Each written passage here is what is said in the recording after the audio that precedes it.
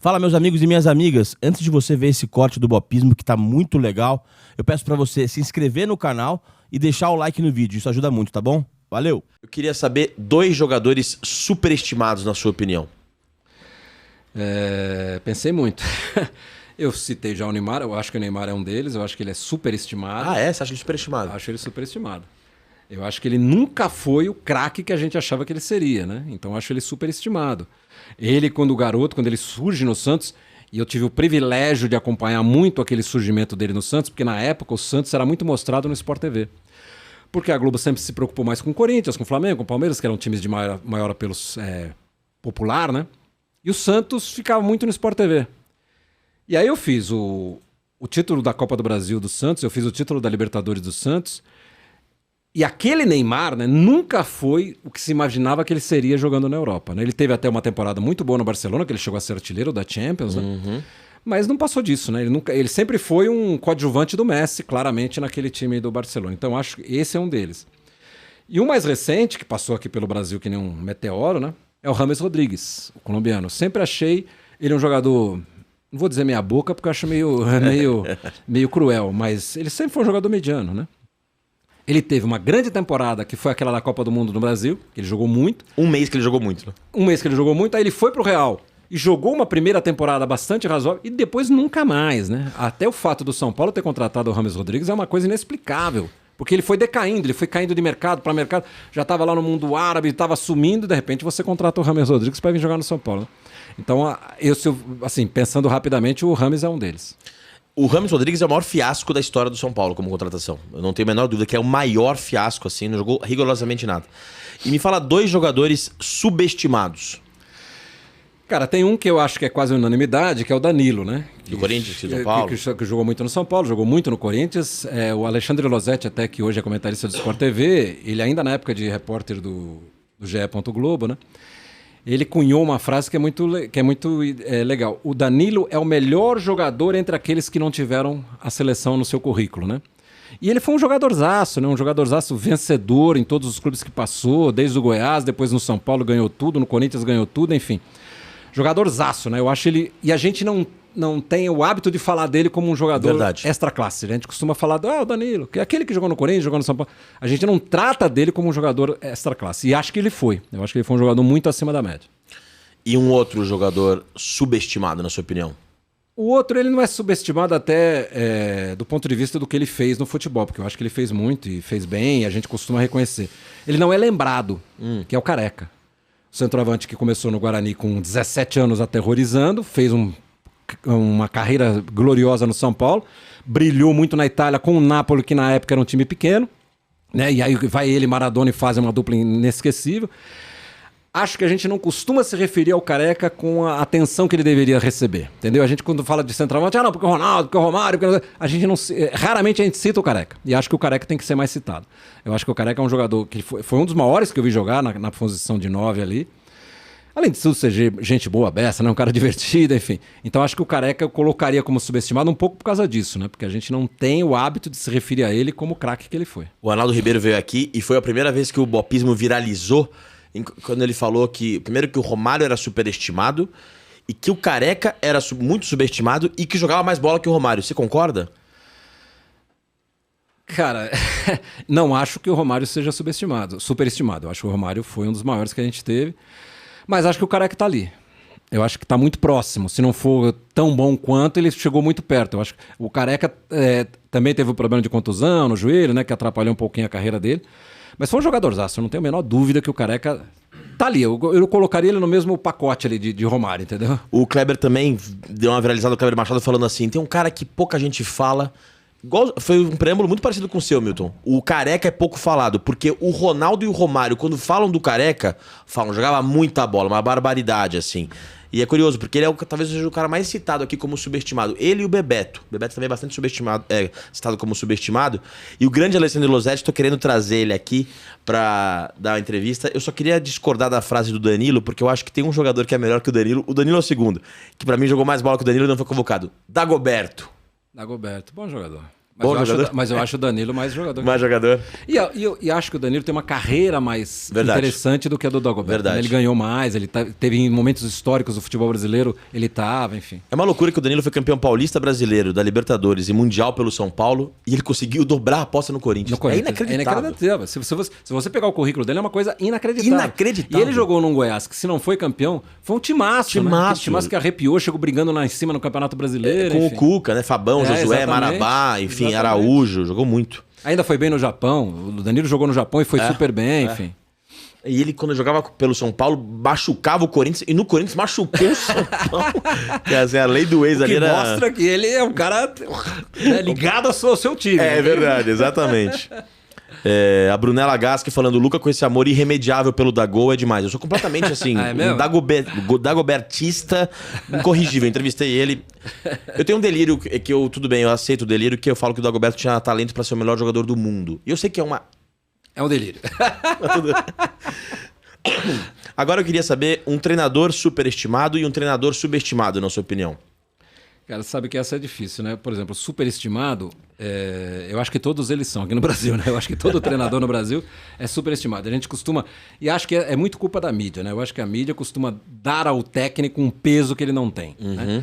Talvez o futebol seja o esporte em que o técnico, principalmente durante os jogos, seja o que menos interfere no jogo. Se você pegar um voleibol, Zé Roberto Guimarães, um Bernardinho, se você pegar um basquetebol, né? Um técnico lá americano e tal... Eles mexem muito mais com o jogo do que um técnico de futebol. Verdade. E é normal que assim seja, né? Porque os jogos são muito diferentes e o futebol é mais difícil você interferir mesmo. Eu acho que hoje em dia é difícil você apontar um superestimado. Eu acho que todos eles são, a gente considera muito mais o técnico do que deveria. Acho que a frase até é do Muricy, se não me engano. O técnico de futebol é responsável por 20%, 30% do rendimento de um time de futebol.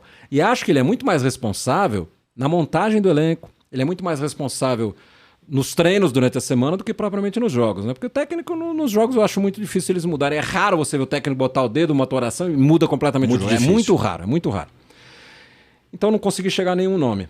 Agora, dos subestimados, tem um treinador também que eu acho que a gente costuma lembrar pouco dele e que é um dos maiores vencedores da história do futebol e que é um treinador que na sua época não tinha as mordomias de hoje, né? Você não tinha centro de inteligência, avaliação de rendimento, essa coisa toda que hoje o técnico vai e leva 10 caras junto com ele. Né? Não tinha nada disso. Que é o Rubens Minelli. Eu acho o Minelli, e talvez eu esteja falando para um público muito jovem para saber quem é o Rubens Minelli, mas eu me lembro muito dele, foi campeão no São Paulo. Enfim. E era um baita treinador, né? Ele chegou a ter... teve uma época que a imprensa de São Paulo quase que exigia o Minelli na seleção brasileira, né? Então, acho que a gente também tem o hábito, assim como o Careca, a gente tem esse hábito de ignorar um pouco o seu Rubens Minelli. Eu acho que ele foi um dos maiores treinadores que a gente já teve.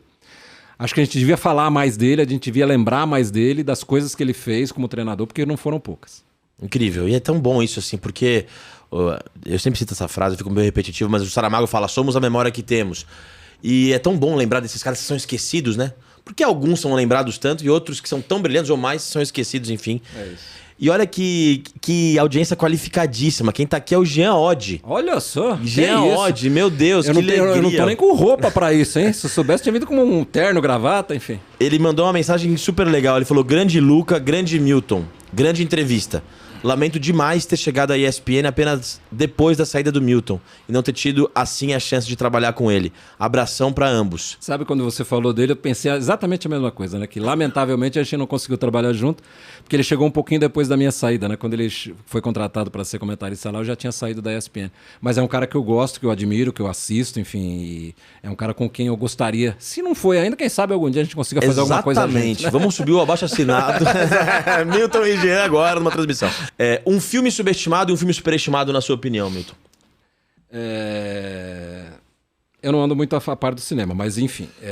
Eu falei lá em cima da Barbie, que foi um filme que me surpreendeu pela qualidade dele, mas ainda acho que é um filme superestimado, entendeu? Superestimado. Porque acho que é um filme bom, melhor do que eu imaginava que era, quando surgiu aquele auê no Oscar, porque as Barbie ganham não sei quantos Oscars, não sei o quê. Eu falava, não é possível um filme sobre a Barbie. Mas aí você vai ver, não tem nada a ver com... efetivamente a boneca, né? O tema é muito mais profundo do que isso. É um filme muito melhor do que eu achava, mas ainda acho que não era pra tudo aquele barulho no Oscar, entendeu? E agora um filme subestimado, na sua opinião? Então, eu vou citar também um filme que eu já citei aqui, que é Eles Não Usam Black Tie, que eu acho que é uma das coisas mais poéticas, mais bonitas que eu já vi no cinema. E cinema não só porque é do Brasil, mas porque eu acho que internacionalmente ele é um filme que estaria entre os melhores, que é Eles Não Usam Black Tie. Eu acho um filmaço, eu acho assim que os atores estão muito bem, a história é muito comovente, a história é muito... tem um viés político muito forte e tal, então eu diria que ele mereceria mais atenção. E as pessoas estão falando que é um filmaço mesmo. Quem assistiu, eu nunca assisti, então adorei a dica, vou assistir. Estão elogiando aqui, falando que de fato é um filmaço. Uma série superestimada e uma série subestimada? É difícil. Uma série superestimada, eu acho, foi uma série que passou há pouco tempo e só teve 2 temporadas, acho que por isso ela foi superestimada, porque ela não fez sucesso. Agora eu preciso lembrar o nome da série agora, cara. Esqueci de anotar isso aqui. Qual que é a premissa? Que é um escritório de advogados de um pai, ele tem um escritório de advogados e ele tem 3 filhos, e cada filho é de um casamento, é de uma relação que ele teve e tal. E a personagem principal é uma moça, que é advogada, mas ela é alcoólatra, então o pai traz ela para trabalhar na firma e tal. Como é que chama aquele filme? Agora eu não vou lembrar. Aqui, se vocês souberem pela descrição do Milton qual é essa série, por favor, comentem aqui no Superchat. E ela teve 2 temporadas só, ela passou... E assim, eram poucos episódios, acho que eram 10 episódios por temporada, só ela ficou só 2. E foi cancelada. E foi cancelada. E uma série subestimada? Subestimada?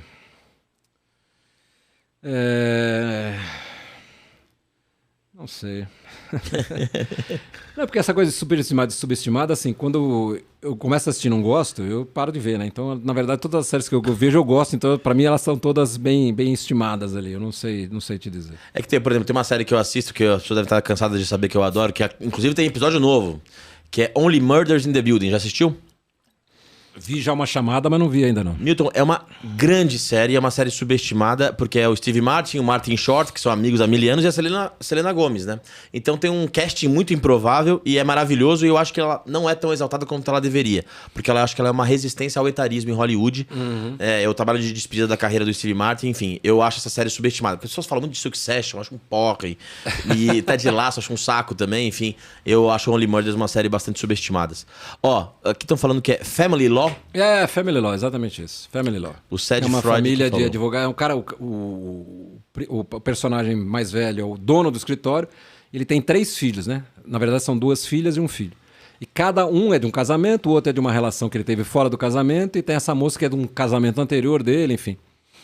E é bem interessante. Ela começou muito interessante e tal, e acabou saindo do ar e tal, porque ela aparentemente ela não tinha assunto pra tanta coisa, Entendi. né? Então chega no meio da metade da segunda temporada e fala, mas por que eu tô assistindo isso, né? É um negócio, um filme, né? Um curta. Exatamente. Eu queria saber um lugar no mundo superestimado e um lugar no mundo subestimado. Você, por causa da sua profissão, viajou muito, né? Queria saber, o Marcos Uchoa veio aqui, eu perguntei pra ele e ele falou de alguns lugares que ele achava superestimado e alguns subestimados. Eu queria saber de você, que teve a oportunidade de conhecer muitos lugares. Olha, eu vou começar pelo subestimado. Tem uma cidade na Espanha que foi absolutamente encantadora. Eu fui por acaso para lá e acabou sendo assim uma surpresa espetacular. Quem for à Espanha não deve deixar de visitar Sevilha. Sevilha é uma cidade belíssima, uma cidade incrível. Fica ali mais para o sul da Espanha, né, na Andalucia ali. Eu fui 2 vezes a Sevilha. Uma vez eu estava em Barcelona, eu peguei um carro, atravessei toda a Andalucia e cheguei até Sevilha porque a moça da agência de turismo falou para mim: se você vai para o sul da Espanha, você tem que ir a Sevilha. E Sevilha é uma cidade maravilhosa. E ali pertinho fica Granada, que é outra cidade muito bonita também. Mas Granada já tem até um pouco mais de renome aí no mundo do turismo, né? Então acho Sevilha quem puder. Depois eu fui uma vez que eu estava em Portugal, entrei pelo sul da Espanha e também fui a Sevilha. É uma cidade incrível, belíssima cidade. E a outra é a superestimada. Um lugar que você foi e falou, tinha uma expectativa, chegou lá e falou, meio metido a besta, assim. Cara, eu diria pra você que Santiago do Chile é um pouco assim. Eu esperava muito mais de Santiago do Chile, é uma cidade que se fala tanto dela e tal. É uma cidade bonita, mas tá longe de ser o meu destino preferido. O Show falou do Irã, ele falou: o Irã é um lugar muito subestimado, é lindo, as pessoas têm vários poetas. Não conhece o Irã? Não. Ele falou que é maravilhoso. O Show cobriu, não sei... O Show fala 18 línguas, foi pra 315 países. Não, o que ele deu de referência aqui que eu não sabia, eu fiquei assim, o Show, cara, não sabia nada. O Show é um cara fora da curva também. Brilhante, né? Enfim, acho um cara brilhante. Você também é. Muita gente boa também, um cara muito divertido. Muito acessível, gente fina. Agora, uma comida superestimada e uma comida subestimada. Cara, eu acho que superestimada, eu colocaria essas coisas mais enroladas aí, tipo escargot, enfim, que não acho graça nenhuma naquilo e todo mundo acha, escargot. Eu acho, não gosto, não como. E subestimada? Subestimada, talvez o estrogonofe que a Silvânia, que trabalha lá em casa, faz, porque é uma das coisas mais espetaculares que eu já comi na vida. E sempre que eu viajo é curioso. Silvânia tá com a gente, eu costumo dizer que a Silvânia é mais velha no casamento do que eu, né? Porque ela já trabalhava com a Ana Cláudia, minha esposa, antes de a gente começar a namorar, né? Então a Silvânia já tá há 20, 21 anos com a Ana Cláudia, eu tô há 19 anos e pouco, né? E o estrogonofe que ela faz é espetacular. E toda vez que eu viajo, que eu fico assim, mas tipo agora que eu fui pra Olimpíada, que eu fiquei fora de casa 3 semanas, quando eu volto, o primeiro almoço em casa é sempre aquele estrogonofe, né? que ela sabe que eu adoro. Então, é o estrogonofe da Silvânia. Tem algum segredo o estrogonofe dela ou não? Acho que o amor com que ela O faz. amor né? que ela faz. Olha, se a Silvânia quiser abrir um negócio, estrogonofe da Silvânia, é bom nome, hein? É um bom nome, Olha, é um bom quem nome. quiser aí investir no estrogonofe da Silvânia... Eu sou garoto propaganda. Excelente, excelente.